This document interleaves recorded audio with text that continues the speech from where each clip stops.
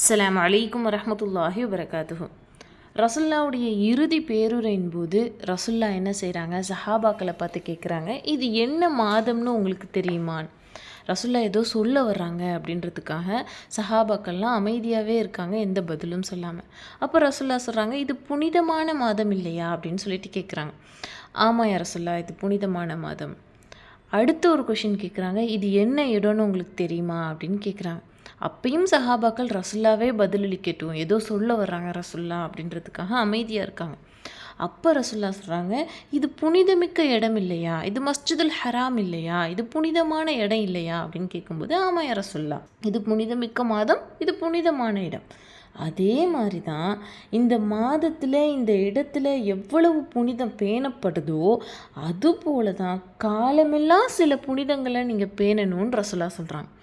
அப்படி சொல்லிட்டு ரசுல்லா சொல்கிறாங்க, நீங்கள் காலமெல்லாம் பேண வேண்டிய 2 புனிதமான விஷயம் அப்படின்னா அடுத்தவங்களுடைய செல்வம் பொருளாதாரமும், இன்னொன்று அடுத்தவங்களுடைய மான மரியாதையும் ரசுல்லா சொல்லி கொடுக்குறாங்க. ஒருத்தவருடைய பொருளாதாரம் நமக்கு புனிதமானது, ஒருத்தவங்களுடைய மான மரியாதை நமக்கு புனிதமானது. எது மாதிரி மஸ்ஜிதுல் ஹராம் எப்படி நமக்கு புனிதமானுச்சோ அதே மாதிரின்னு ரசுல்லா சொல்கிறாங்க. இப்போ நம்ம மஸ்ஜிதுல் ஹராமில் இருக்கோம் அப்படின்னா நம்ம அந்த கூட்டத்தில் நிற்கும் போதோ இல்லை அந்த சுற்று வட்டாரத்தில் நிற்கும் போதோ நம்மளை யாரோ ஒருத்தவங்க தெரியாமல் காலை மிதிச்சிட்டாங்கன்னு வச்சுப்போம். அப்போது அந்த சமயம் நம்ம என்ன சொல்லுவோம், வலிக்குது அப்படின்னு கத்துவோம். நமக்கு எங்கே இருந்தாலும் வலி தான்.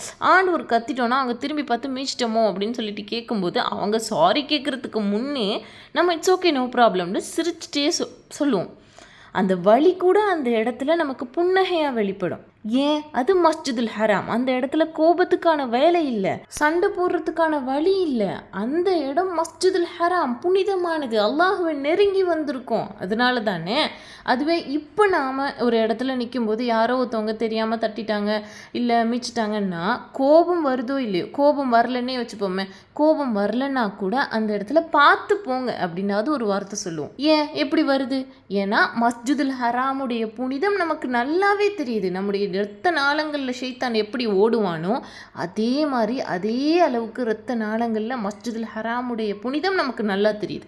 அதை தான் ரசுல்லா சொல்கிறாங்க, மஸ்ஜிதுல் ஹராம் எப்படி புனிதமானுச்சோ அதே மாதிரி காலமெல்லாம் உங்களுக்கு புனிதமான ஒரு விஷயம்னா அடுத்தவங்களுடைய பொருளாதாரம், அடுத்தவங்களுடைய மான மரியாதைன்னு ரசுல்லா சொல்கிறாங்க. அது அடுத்தவங்களுடைய பொருளாதாரங்கும்போது அவங்கள ஏமாற்றி நம்ம வாங்கியிருந்தாலும் சரி, அது இல்லாமல் அவங்களுடைய வீக்னஸை பயன்படுத்தி நம்ம பெற்றிருந்தாலும் சரி, அது உங்களுக்கு புனிதமானது. நீங்கள் அடுத்தவங்களுடைய பொருளாதாரத்தில் நீங்கள் விளையாடாதீங்க, அது உங்களுக்கு புனிதமான ஒரு விஷயம், நீங்கள் ஏமாற்றி வாங்கிடக்கூடாதுன்றது ரசுல்லா சொல்கிறாங்க.